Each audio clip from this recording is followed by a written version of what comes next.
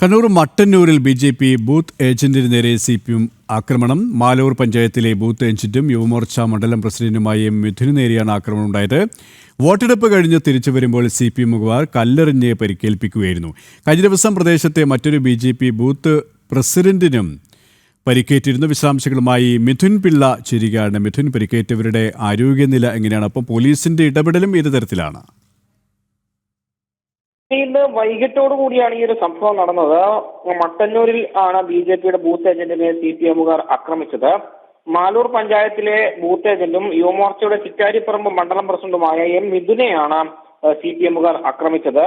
Maloor UP സ്കൂളിൽ നിന്ന് വോട്ടെടുപ്പ് കഴിഞ്ഞ് തിരിച്ചു പോകുമ്പോഴാണ് CPMകാർ മിഥുന് നേരെ കല്ലെറിഞ്ഞത്. ഈ കല്ലേറിലാണ് മിഥുന് പരിക്കേൽക്കുകയും ചെയ്തത്. ഇന്നലെ ഇതേ പഞ്ചായത്തിലെ കുണ്ടേരിപ്പൊയിൽ എന്ന് പറയുന്ന സ്ഥലത്തെ ബൂത്ത് ഏജന്റിനെ CPMകാർ ആക്രമിച്ചിരുന്നു. തുടർച്ചയായി BJP പ്രവർത്തകരെ അല്ലെങ്കിൽ BJPയുടെ ബൂത്ത് ഏജന്റുമാരെ CPMകാർ ആക്രമിച്ചിട്ടും അതിൽ പോലീസ് കൃത്യമായ നടപടി എടുക്കുന്നില്ല എന്നൊരു ആരോപണം BJPയുടെ കണ്ണൂർ സൗത്ത് ജില്ലാ പ്രസിഡന്റ് ബിജു എളക്കുഴി ഉന്നയിച്ചിട്ടുണ്ട്. പോലീസ് പ്രതികൾ പോലീസിന്റെ കൺമുന്നിൽ കൂടി നടന്നുപോയിട്ടും അവരെ പിടിക്കാൻ പോലീസ് തയ്യാറാകുന്നില്ല എന്നൊരു വിമർശനം കൂടി അദ്ദേഹം ഉന്നയിക്കുകയും ചെയ്യുന്നുണ്ട്. KP കണ്ണൂരിൽ നിന്നും മിഥുൻ പിള്ളയാണ് വിശദാംശങ്ങൾ നൽകിയത്.